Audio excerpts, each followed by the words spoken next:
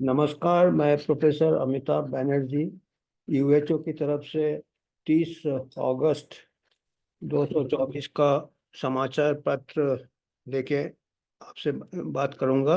और इस हफ्ते का जो मुख्य समाचार है वो इस प्रकार है। जो हमारा सेंसरशिप हुआ था पैंडेमिक के दौरान, और अभी भी कुछ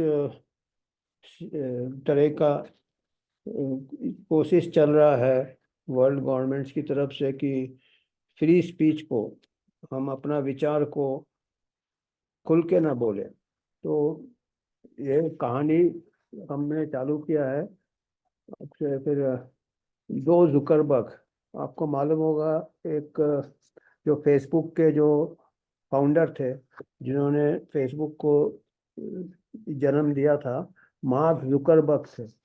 और आपको फेसबुक मालूम होगा, उन्होंने फेसबुक चालू किया था। उसके बाद दूसरे भी प्लेटफॉर्म मेटा में कन्वर्ट हो गया, उसमें और कई प्लेटफॉर्म आ गए। और दूसरे एक जुकरबर्ग जैसे एक रशिया ओरिजिन के थे, जिन्होंने टेलीग्राम चालू किया है। काफी लोग, आप लोग टेलीग्राम इस्तेमाल करते होंगे। और उनका फाउंडर को रशियन मार्क जुकरबर्ग कहते थे, हालांकि उनका असली नाम है पावेल डुरोव। तो ये लोगों के बारे में हम बात करेंगे इस समाचार पत्र में। जो टेलीग्राम फाउंडर को अरेस्ट किया है, शायद आपको मालूम होगा, फ्रांस में। और उसकी परिस्थितियाँ, किस परिस्थितियाँ में उसको अरेस्ट किया है, उसके बारे में बात करेंगे, और उससे जो विवाद खड़ा हुआ है। और तीसरा हमारा जो समाचार पत्र मुद्दा है, वो है कि कनाडा में और कई ऐसे कंट्रीज में भी कुछ मुकदमा चालू हुआ है गवर्नमेंट के अगेंस्ट, जिन्होंने कोविड वैक्सीन को गलत ये करके, मिस इन्फॉर्मेशन एक प्रकार से, उनके साइड इफेक्ट्स नहीं बता के लोगों को वैक्सीन लेने के लिए मजबूर किया था। और जो कि कानूनी तरीके से गलत है। उसके इसमें अभी कुछ मुकदमे चालू हुए हैं, जिसको कि Canadian class action law suit कहते हैं। और इसके बारे में हम थोड़ा बात करेंगे। और हम अपना इंडियन गवर्नमेंट के भी कुछ जो उन्होंने एक्शन लिए थे, जो कि इसी तरह के एक प्रकार से जबरदस्ती है, और जो कि गलत ये देके, गलत समाचार देके, उसके बारे में गलत टिप्पणी करके वैक्सीन के बारे में, जैसे कनाडा में किया था गवर्नमेंट ने की, उसका जो दुष्प्रभाव है उसको बारे में बताया नहीं लोगों को। और बोला कि ये लेना है और अच्छे के लिए, तो कई लोगों ने ले लिया है। तो ये मेन तीन मुद्दा है। तो हम पहला मुद्दे में आते हैं। उसमें पहला जो अंग्रेजी टाइटल है, curbing of freedom of expression, हमारा विचार को रोकने का मॉडर्न डेमोक्रेसीज में। हमारे जो मॉडर्न डेमोक्रेसीज है, ये कंट्री जो डेमोक्रेसी है, इसमें ऑथोरिटेरियन ये है। टेल ऑफ टू जुकरबर्ग, जैसे मैंने बोला, एक तो मार्क जुकरबर्ग जो फेसबुक के फाउंडर है, और दूसरे जो टेलीग्राम के फाउंडर है, उनको भी रशियन जुकरबर्ग कहते हैं कुछ लोग। तो अभी दो प्रकार के मुद्दे हैं। एक तो जो फेसबुक के फाउंडर है, वो, उन्होंने आरोप लगाया है कि बाइडेन एडमिनिस्ट्रेशन, अमेरिका का जो गवर्नमेंट है, उनको महामारी के दौरान, कोविड महामारी के दौरान उनको प्रेशर किया है कि सोशल मीडिया प्लेटफॉर्म में सेंसरशिप करने के लिए। आप लोगों ने भी देखा होगा कि कई लोगों को डिलीट कर दिए जाते थे मैसेज, कोई लोगों को ब्लैकलिस्ट कर दिए जाते थे, कोई लोगों को फेसबुक से निकाल दिए जाते थे जो दूसरा विचार रखते थे। तो अभी मार्क जुकरबर्ग, जो फेसबुक के फाउंडर है और चीफ ऑफ फेसबुक, आजकल उसको मेटा कहते हैं, has accused the Biden administration. Biden administration ने प्रेशर डाला था, ये अभी वो बोलते हैं सोशल मीडिया पे। और मेटा ग्रुप, अभी मेटा में क्या क्या आता है, फेसबुक के अलावा इंस्टाग्राम, व्हाट्सएप, थ्रेड्स, और भी कुछ प्लेटफॉर्म्स है मेटा में। पैंडेमिक के दौरान, महामारी के दौरान, उनको सेंसर करने के लिए आदेश आए थे गवर्नमेंट से, अमेरिकन गवर्नमेंट से। और यहाँ तक कि जो व्यंग और सटायर उसके ऊपर भी सेंसरशिप लगाया था कि कोई मजाक भी नहीं कर सकता है कोविड के बारे में, या कोई व्यंग नहीं कर सकता है। तो अभी उनको अभी सोच हो रहा है, इतने दिन बाद। हो सकता है कि शुरू में वो भी शायद सोच रहे होंगे कि ये जनहित में है, क्योंकि इतना तगड़ा प्रोपेगेंडा था कि कई के आज के तारीख में भी कई डॉक्टर भी सोचते हैं कि बहुत बड़ा महामारी गया है। और शायद तो अभी, पर अभी लोगों को धीरे धीरे समझ में आ रहा, तो हो सकता है ये हम कहते हैं, क्योंकि कुछ लोग हमसे पूछे हैं कि उस टाइम क्यों नहीं उन्होंने प्रोटेस्ट किया। हो सकता है उस टाइम नहीं, अभी पूरा जैसे देखा है कि वैक्सीन का असर भी नहीं हो रहा है, और वैक्सीन के कुछ दुष्प्रभाव भी हो रहे हैं। और कई जैसे अफ्रीकन कॉन्टिनेंट है, बिगर वैक्सीन के भी उनके यहाँ महामारी अपने आप रुक गया है और कम काफी आहत हुआ था। तो आज हो सकता है ये सबको मद्देनजर रखते हुए जुकरबर्ग अभी समझ रहे हैं कि अमेरिकन गवर्नमेंट ने उनको मिसगाइड करके उनके ऊपर प्रेशर डाला था, और कहा था कि वो अभी जो एक्शन था गवर्नमेंट का वो गलत था, और वो रिग्रेट करते हैं। उनको ये है, रिग्रेट है कि अफसोस करते हैं कि उन्होंने इसका विरोध नहीं किया। और उन्होंने ये भी बताया है कि सोशल मीडिया प्लेटफॉर्म फेसबुक और दूसरे जो है, इन लोग अपना न्यूट्रल रहना चाहिए, इनको अपना स्टैंडर्ड गिराना नहीं चाहिए, और गवर्नमेंट प्रेशर में नहीं आना चाहिए। ये इनका आज के तारीख में मत है, और कोई पार्टी पॉलिटिक्स में नहीं पड़ना चाहिए। और उन्होंने ये जो अपना विचार इन्होंने चिट्ठी में भेजा है जिम जॉर्डन को, जो कि chair of house judiciary committee of US senate, US parliament में एक कोई कमेटी है जो हाउस जुडिशरी कमेटी कहते हैं, उसके जो चेयरपर्सन है जिम जॉर्डन, उनको एक लेटर में उन्होंने भेजा है। और वो लेटर उन्होंने ट्विटर में भी डाला है, हम लिंक दे देंगे। और जुकरबर्ग ने ये भी कहा है कि उन्होंने $400 मिलियन डोनेट किया था। वो काय के लिए डोनेट किया था कि इलेक्शन को अच्छे से हो जाए, बिगर कोई पार्टी को दिया, कोई एक पार्टी को उन्होंने नहीं दिया था। पर लोगों ने उसको गलत इंटरप्रेट किया कि वो शायद बाइडेन एडमिनिस्ट्रेशन को उनके पीछे है, सपोर्ट कर रहे हैं। तो इसीलिए कहा है कि उन्होंने एम्फसाइज किया है, उन्होंने दावे के साथ कहा है कि मेरा जो लक्ष्य है वो कोई पक्ष लेने का नहीं है, मैं न्यूट्रल रहना चाहता हूँ। और कोई एक पार्टी या दूसरे पार्टी या कोई एक पक्ष या दूसरे पक्ष को मैं नहीं दूंगा ज़्यादा।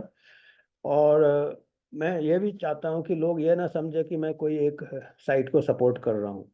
तो इसीलिए उन्होंने बोला कि अभी मैं इस टाइप का कंट्रीब्यूशन नहीं करूँगा। जो उन्होंने किया था $400 मिलियन, वो कि कोविड के दौरान उसके बाद जो इलेक्शन में कंडक्ट करने के लिए, ये कोई पार्टी को नहीं दिया था उन्होंने, पर उनको अभी खेद है कि लोगों ने उसको गलत समझा है। और अभी ये जो मार्क जुकरबर्ग का ये जो उन्होंने ये किया है, बताया है, ये पीछे की बात या अंदर की बात, जो उनको प्रेशर आया था, और सबको तो मालूम है फेसबुक और ये आपको सेंसर करते थे, पर अभी पता चला है कि वो गवर्नमेंट प्रेशर में किया था उन्होंने। अभी ऐसे वातावरण में उनका ऐसा कबूल करना आया है, जबकि और भी लोग हैं जैसे इलॉन मस्क, जिन्होंने ट्विटर को खरीद लिया है, और उनको अभी एक्स के नाम से ट्विटर जाना जाता है। आपको मालूम होगा, इलॉन मस्क को ट्विटर खरीदने के पहले ट्विटर में भी सेंसरशिप होता था। तो इलॉन मस्क है वो एक तगड़े strong advocate of free speech, और वो बहुत फ्री स्पीच सपोर्ट करते हैं, वो सेंसरशिप के बिल्कुल खिलाफ है। एंड ये एक तो अच्छा खबर है कि इलॉन मस्क के साथ साथ अभी मार्क जुकरबर्ग भी स्टेटमेंट दे रहे हैं फेसबुक का, जिनके कई सोशल मीडिया प्लेटफॉर्म है, फेसबुक, इंस्टाग्राम और भी।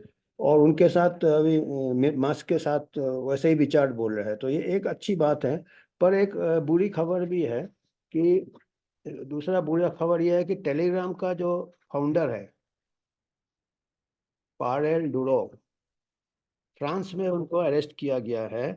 और किस इसमें अरेस्ट किया है कि उन्होंने उनका जो टेलीग्राम प्लेटफॉर्म है उसके थ्रू क्रिमिनल एक्टिविटी होते हैं। तो ये एक चार्ज लगाया है। तो इसके बारे में हम अभी बात करेंगे। तो ठीक है, कुछ हमको सेटबैक हुआ है ये, और पर हमको ये भी है कि दो लोग जो कि काफ़ी इन्फ्लुएंशियल है, मार्क जुकरबर्ग और इलॉन मस्क, दोनों ने फ्रीडम ऑफ स्पीच के बारे में बात किया है। और यूएचओ को थोड़ा सा इसमें आशा है कि ये से क्या होगा कि एक ऐसे टाइम में आया है कि जब डब्ल्यूएचओ पैंडेमिक चींटी हमारे सिर के ऊपर मंडरा रहा है। और इसको आप लोगों को शायद मालूम होगा, डब्ल्यूएचओ पैंडेमिक चींटी में ऐसे प्रोविजंस है कि सेंसरशिप करेंगे। तो अगर वो चींटी का उन्होंने इसमें साइन कर दिया है, इस साल नहीं कर पाए पर हो सकता है अगले साल तक कर दे, तो फिर ये बहुत बहुत ही मुश्किल हो जाएगा, चाहे जुकरबर्ग हो चाहे एलन मस्क हो। उम्मीद करते हैं कि इनका थोड़ा पावर और प्लेटफॉर्म्स जो है। और अभी बात करते हैं रशियन जुकरबर्ग का, जिसको कि मैंने कहा जिन्होंने टेलीग्राम को ये आविष्कार किया था।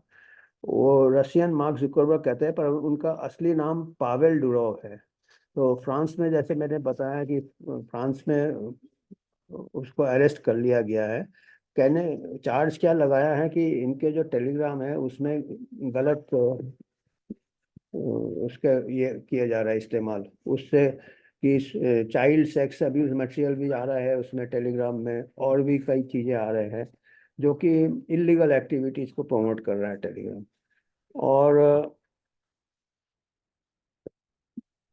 इन्होंने जो पावेल डुरोव को इसलिए मार्क जुकरबर्ग कहते हैं रसिया का, क्योंकि उन्होंने सोशल प्लेटफॉर्म वीकॉन्टाक्टे, जिसको कि वीके कहते हैं, वीके किया था आविष्कार, फाउंडर है उसके, और वो रसिया में चलता था। उसको फेसबुक ऑफ रसिया कहते थे। ये पैदा हुए थे 1984 में सोवियत यूनियन में।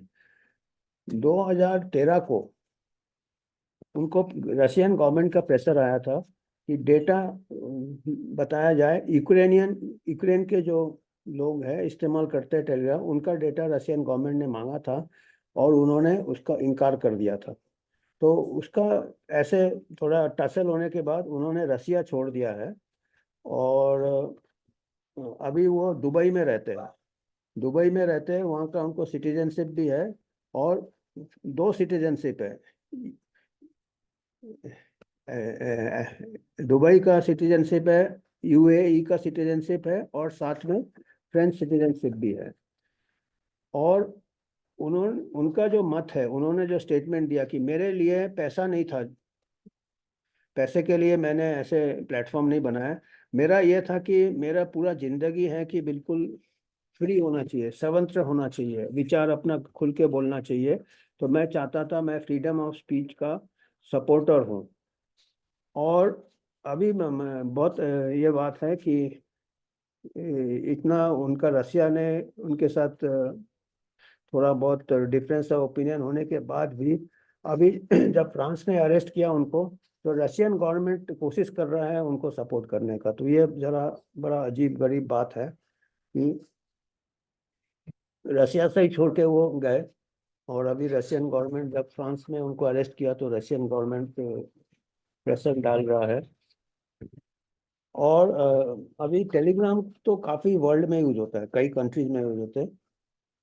और हमारे इंडिया में टेलीग्राम को भी, उसमें भी कुछ मिसयूज किए गए हैं इलीगल एक्टिविटीज के लिए। जो रिसेंट लीक हुआ था नीट यूजी का पेपर, सब काफी हंगामा हुआ था, नीट का भी पेपर लीक जब हुआ था, तो ये टेलीग्राम चैनल इससे हुआ था, टेलीग्राम प्लेटफॉर्म से। और टेलीग्राम का जो सिक्योरिटी फीचर है वो अपने को बिल्कुल अनोनिमिटी, सीक्रेसी रखता है। जो लोग जो इस्तेमाल करते हैं वो अपना आइडेंटिटी छुपा सकते हैं, अपना नंबर नंबर छुपा सकते हैं।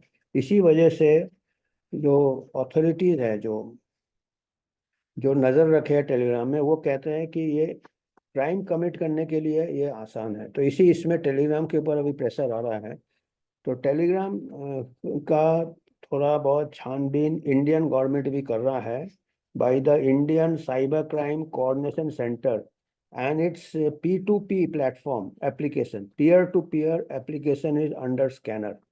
जो एक दूसरे को हम डायरेक्ट मैसेज कर रहे थे और किसी को पता नहीं चलता थर्ड पार्टी को, तो peer to peer platform application. तो अब टेलीग्राम का स्टेटमेंट क्या है? उन्होंने कहा इस करेंट अरेस्ट में कि ये बड़ा एब्सर्ड है, ये बहुत ही गलत है, और बड़ा कि जो प्लेटफॉर्म में अगर कोई मिसयूज करता है तो उसका जो फाउंडर है उसको अरेस्ट कर लो।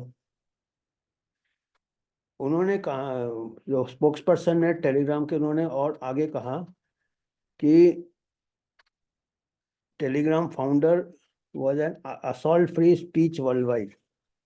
Arrest of founder was an assault on free speech. उन्होंने कहा कि टेलीग्राम के जो फाउंडर है, नाम इनका पावेल डुरोव है, इनको अरेस्ट करना एक प्रकार का हमला है अपना खुले विचार फैलाने का, फ्री स्पीच, फ्रीडम का ऊपर एक हमला है, फ्रीडम ऑफ स्पीच के ऊपर एक हमला है। And world wide supporters see him as freedom of speech champion. पूरे दुनिया में उनका जो रेपुटेशन है कि वो फ्रीडम ऑफ स्पीच के चैंपियन। और इनका जो अरेस्ट है, और काफी डिबेट और विवाद चालू हो गया। एक प्रकार फ्री स्पीच एडवोकेट है मस्क, एंड आजकल जुकरबर्ग भी फ्री स्पीच के लिए बोल रहे हैं। और टेलीग्राम इसीलिए पॉपुलर हो गया क्योंकि वो फ्री स्पीच प्लेटफॉर्म दे रहा था, और ये लोगों को अराउंड द वर्ल्ड हेल्प किया बात अपना कम्युनिकेट। पर्टिकुलरली आपको मालूम होगा जब फेसबुक में सेंसर हो रहा था, यूट्यूब में सेंसर हो रहा था, एक टेलीग्राम ही था जहाँ पे हमको एक जन लोग अपना अपना मत फैला रहे थे और फ्री स्पीच एक्सचेंज कर रहे थे। और कोई भी इसमें कोई भी क्रिटिसाइज भी कर सकता है कि ज़्यादा ऑथोरिटेरियन गवर्नमेंट से, जो कि बहुत ही अपना जो स्वतंत्रता के ऊपर या डेमोक्रेसी के ऊपर खतरा है, ऐसे गवर्नमेंट्स अभी हो रहे हैं जो इवन डेमोक्रेसीज के भी जो फंक्शनिंग है वो एक ऑटोक्रेटिक गवर्नमेंट जैसे हो रहा है, डिक्टेटरशिप जैसे हो रहा है। अभी देखिए ये जैसे बाइडेन ने उसको कंट्रोल किया फेसबुक को, और बाकी तो एक प्रकार का ये डिक्टेटरशिप में ही ऐसे सेंसरशिप होता है, डेमोक्रेसी में नहीं होता है। और तकरीबन सभी सरकार आ जाते हैं ऐसे में, पेंडेमिक में एक नया ऐसा चालू हुआ। और जो सेंसरशिप चाहते हैं वो कहते हैं कि ये गलत काम के लिए यूज हो जाता है प्लेटफॉर्म। पर हम जो यूएसए के मत जो है, यूएसए की तरफ से हम कहते हैं कि ऐसे अरेस्ट करना, जो मैसेज ला रहा है उसको आप गोली मार रहे हैं, जो मैसेज फैला रहा है उसको पकड़ना चाहिए, जिसको अंग्रेजी में कहते हैं शूटिंग द मैसेंजर। मैसेंजर आपके लिए कोई पत्र खत ला रहा है उसको मार रहे हो कि खत में बुरा, जो खत भेजा है या जो इलीगल एक्टिविटी कर रहा है मैसेज के पीछे जो है उसको पकड़िए। और एक उदाहरण हम दे रहे हैं कि बंदूकें, गन्स, पूरे दुनिया में गन्स बिकते हैं, और गन और सबसे ज्यादा यूएसए में बिकते हैं। वहाँ पे कंट्रोल लॉस भी नहीं है, कोई भी जाके बंदूक खरीद सकता है, और उससे लोग मर्डर करते हैं, मास शूटिंग करते हैं यूएसए में। एंड आप किसको पकड़ते हो? आप गन के मैन्युफैक्चरर को तो नहीं पकड़ते हो, आप उसको पकड़ते हो जिसने गन चलाया है। तो ये जो सोशल प्लेटफॉर्म्स है, चाहे टेलीग्राम हो या दूसरे प्लेटफॉर्म्स है, आप उनके पीछे पकड़िए जो कि मिसयूज कर रहे हैं इसको। उसके फाउंडर को पकड़ना तो ऐसा है कि गन मैन्युफैक्चरर को आप सबको जेल में डाल दो पकड़ के। और तो ये द क्रिमिनल जो पीछे है गन के उसको पकड़ना चाहिए, तो सोशल प्लेटफॉर्म को जो मिसयूज करता है उसको पकड़ना चाहिए। सोशल प्लेटफॉर्म के ये अभी रेलवे प्लेटफॉर्म भी होते हैं, अब प्लेटफॉर्म में कुछ खून खराबा हो जाए, गलत काम हो जाए, तो आप प्लेटफॉर्म के जो बिल्डर है उसको थोड़ी अरेस्ट करोगे, जो कर रहे हैं उसको अरेस्ट करोगे। अब ये जरा चिंता वाली बात इसलिए है कि world government WHO pandemic treaty ला रहा है, और टेलीग्राम सबसे ज़्यादा इसमें आगे था फ्रीडम ऑफ स्पीच में। तो ये चिंता वाली बात है कि ऐसे कर करके कुछ कानून ले आए या अरेस्ट कर ले, और पैंडेमिक ट्रीटी में तो कोई सवाल भी नहीं कर सकते, आप कोर्ट में भी जा सकते, ऐसे ऐसे प्रोविजन है उसमें। और हमने एंड में कहा कि बड़ा चिंता वाली बात है इस टिप्पणी में कि फ्रांस में जब फ्रेंच रेवोल्यूशन हुआ था, आज से कितने साल पहले, 100-200 साल पहले, उनका जो मोटा था लिबर्टी, इक्वालिटी और फ्रेटर्निटी, ये उनका फ्रेंच रेवोल्यूशन का स्लोगन था कि हमको आज़ादी होगी, बराबरी होगी और फ्रेटर्निटी होगी, ब्रदरहुड होगा, हम एक दूसरे से विचार खुल के करेंगे। तो ये freedom for all, equality law and brotherhood of solidarity among people जब हम कम्युनिकेट करेंगे तभी, कोर वैल्यू था फ्रेंच रिपब्लिक का। तो हमने ये चिंता जताया है कि अभी जो ये भावना है और ये डेमोक्रेसी जो है, अभी इसको नज़रअंदाज कर रहा है 21वीं सेंचुरी में। 21वीं सेंचुरी में हम फ्रेंच रेवोल्यूशन के पहले चले जा रहे हैं, जहाँ पे लोगों को पकड़ के जेल कर देते थे, ये कर देते थे और आज़ादी नहीं था। तो ये हमारे लिए, क्योंकि अभी अगला महामारी वो कभी भी लाएंगे और फिर यही सब चालू हो जाएगा। और आखिरी जो हमारा पॉइंट है इसमें, इस समाचार पत्र में 30 तारीख का, जिसको मैं मुकदमे चल रहा है कनाडा में, मुकदमा चल रहा है कोर्ट में, Canadian class action suit against illegal push for Covid vaccine bye governments. तो क्लास एक्शन लॉ सूट, एक लॉ सूट कोर्ट केस चालू किया है कनाडा में गवर्नमेंट के against, and Canada government and province of Alberta, Alberta भी उनका अलग गवर्नमेंट है। उन्होंने कहा है कि उन्होंने गलत तरीके से और धोखाधड़ी से कोविड वैक्सीनेशन को जबरदस्ती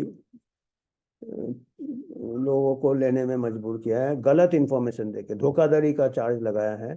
और उन्होंने आगे भी कहा है कि millions of tax payers dollars, लोगों का पब्लिक फंड, पब्लिक मनी से, टैक्स पेयर के पैसे से आपने वैक्सीन को जबरदस्ती किया और एक कैंपेन बनाया, प्रो वैक्सीन कैंपेन, और आपने भरोसा खो दिया लोगों का, और भरोसा बनाने की कोशिश की पर आज के तारीख में आपने भरोसा खो दिया। आपने भरोसा बनाया, लोगों के पैसे लेके ही लोगों का बेईमानी से उनका भरोसा बनाया। और उन्होंने आगे बताया है जो लिटिगेशन है जो कोर्ट में, गवर्नमेंट ने गलत इन्फॉर्मेशन दिया, फॉल्स इन्फॉर्मेशन। अभी देखिए, अभी गवर्नमेंट ने गलत इन्फॉर्मेशन दिया और जो करेक्ट इन्फॉर्मेशन दे रहे थे फेसबुक में, दूसरे इसमें प्लेटफॉर्म में, यूट्यूब में, तो उनको दबा दिया जा रहा था। ऐसा तो नहीं होता ना, साइंस में तो हमेशा दो मत होते हैं। और उन्होंने गलत इन्फॉर्मेशन दिया, गवर्नमेंट ने उनके अगेंस्ट चार्ज लगाया और सेंसर किया, जो सच इन्फॉर्मेशन दे रहा था उनको सेंसर किया, और इन्फॉर्म कंसेंट भी नहीं लिया, लोगों को दिया। इन्फॉर्म कंसेंट तभी होता है कि लोगों को उनका दुष्परिणाम के बारे में भी बताओ, वैक्सीन, वैक्सीन का दुष्परिणाम बताया नहीं। गवर्नमेंट ने ऐसा प्रोपेगेंडा किया कि बिल्कुल सेफ है, बिल्कुल सेफ किया। दो तरह का प्रोपेगेंडा किया, एक प्रोपेगेंडा किया कि ये बीमारी बहुत ही फेटल है, डेडली है, और दूसरा किया कि वैक्सीन बहुत ही सेफ है। तो ये एक प्रकार का चीटिंग किया। तो ये एक कनाडा में लॉ सूट चालू हुआ।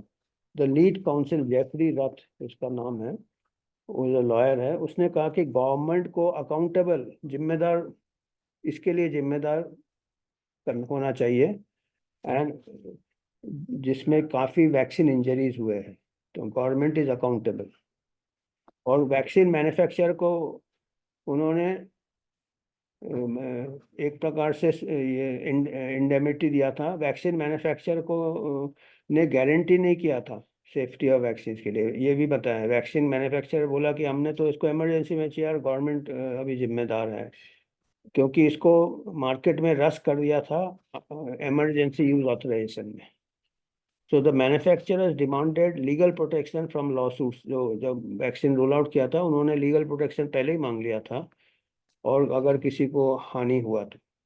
आप देखो इंडिया में उल्टा बोल रहे हैं, सुप्रीम कोर्ट ने बोला कि आप मैन्युफैक्चरर से लो, या जिन्होंने ये किया, इधर बोल रहे हैं कि वहाँ पे आपके मैन्युफैक्चरर ने पहले से ही अपना लीगल प्रोटेक्शन ले लिया था गवर्नमेंट से, कैनेडियन गवर्नमेंट से। तो एक कदम हम शायद सही है कि हमने शायद नहीं दिए थे कई लोगों को, पर पता नहीं अभी क्या होगा। और law suit states that withholding safety instructions, इसका दुष्परिणाम नहीं बताना है गवर्नमेंट ने, interfered with public's ability to exercise their rights to informed consent to medical intervention। अगर हमको दुष्परिणाम नहीं बता रहे हो और बता रहे हो तो ये अच्छा है, गलत इन्फॉर्मेशन दे रहे हो और हम ले लेंगे, तो वो इन्फॉर्म कंसेंट नहीं होता। इन्फॉर्म कंसेंट क्या होता है? इन्फॉर्म का क्या मतलब है कि हमको प्लस भी मालूम है, माइनस भी मालूम है। आप माइनस नहीं बता रहे वैक्सीन का, खाली प्लस बता रहे हो, तो उसको इन्फॉर्म कंसेंट चीटिंग होता है वो। तो ये लॉ सूट ये कहता है। अभी इंडिया का भी हाल देखिए, ऐसा ही है इंडिया का भी हाल। इंडियन गवर्नमेंट स्पोक्स पर्सन, हमारे कुछ ऐसे जो कि जिम्मेदार, ऑल्सो वेंट ओवर ओवर चले गए वो वैक्सीन प्रमोट करने में। Drug controller general of India, DCGI, ने बोला था कि कोविड वैक्सीन 110% सेफ है, 110% सेफ है। अब देखिए, drug controller general of India का काम होता है लोगों को दवाई के दुष्प्रभाव से बचाए। अगर वो कहता है 110% सेफ है, तो लोगों को मिसगाइडेंस होगा कि नहीं होगा? और एक भी अगर ये डेथ हो गया तो 110% तो नहीं हुआ। ये तो बिल्कुल अनसाइंटिफिक और इरिस्पॉन्सिबल, गैर जिम्मेदार ये है, स्टेटमेंट है। क्योंकि जिम्मेदारी उसको, ड्रग कंट्रोलर का ये है कि उसको अच्छे से अध्ययन करना, अच्छे से ये करना कि जनता को नए इंटरवेंशन से, वैक्सीन या कोई ड्रग से बचाए। अब वो ऐसे कह रहा है, उसको तो फिर ड्रग कंट्रोलर तो वो तो कॉमन सेंस भी नहीं है, बहुत गैर जिम्मेदार है। और आपका, हमारे देश में भी बहुत सारे कोर्ट केसेस चल रहे हैं इंडियन कोर्ट्स में। कोविशील्ड को भी 110% बोला था। सोचो, हमारे यहाँ अधिकतर लोगों को कोविशील्ड दिया है, और कोविशील्ड में सबसे ज्यादा साइड इफेक्ट्स हुआ। और यहाँ तक कि जो इसका हमारे यहाँ कोविशील्ड के नाम से है, बाहर एस्ट्राजेनेका के नाम से है, वो एक ही कंपनी का है। यहाँ पे कोविशील्ड है, और इनको विड्रॉ करना पड़ा because of blood clots. UK court ने इनको विड्रॉ किया इन्होंने। और इधर बोलते हैं कि स्टॉक यूज नहीं हो रहा था, किया हमने, मैन्युफैक्चर बंद कर दिया, पर ये बैन लग गया है एस्ट्राजेनेका में। जिस वैक्सीन को आप 110% सेफ बोल रहे थे, उसके अभी मैन्युफैक्चर ने उसको बोला कि हम विड्रॉ कर रहे हैं, क्योंकि इसमें TTS हो रहे हैं, क्लॉट्स हो रहे हैं। बताइए कितना है। तो कुछ पॉलिटिकल लीडर ने क्वेश्चन भी किया था जब ये रोल आउट किया था, कि जो यूरोप में बैन किए थे कई कंट्रीज में, क्योंकि यंग लोगों में ब्लड क्लॉट्स हो रहे थे, ब्रेन में हो रहे थे और जगह हो रहे थे, और 50 ईयर्स के नीचे बैन किया था। और हमारे यहाँ तो अधिकतर लोग 50 साल के नीचे हैं, और हमारे यहाँ तो सबको संक्रामित हो गए थे जब तक, तो हमको तो बिल्कुल था ही नहीं। तो ये, तो हम WHO की तरफ से ये कहते हैं कि हमारे ऐसे जो गवर्नमेंट ऑफिशियल है, स्पोक्स पर्सन है, जिन्होंने ऐसे स्टेटमेंट दिए, उनको भी विदाउट कोई उनके पास सबूत नहीं था एफिकेसी एंड सेफ्टी, इनको भी अकाउंटेबल होना चाहिए, जिम्मेदार ठहराना चाहिए एक प्रकार से बेईमानी का। और जैसे मैंने बताया कि ड्रग कंट्रोलर जनरल के लिए तो ये बहुत ही गैर जिम्मेदार है। वो रक्षा करना चाहता है, रक्षा करना चाहिए उसको, वो रक्षा नहीं करके वो वैक्सीन को बोल रहा है 110% सेफ है। किसके तरफ है वो? जनहित के तरफ है या वैक्सीन प्रमोट करने के तरफ है? 110% कैसे बोल सकता है कोई? कोई भी मेडिकल इंटरवेंशन का 110% नहीं हो सकता है।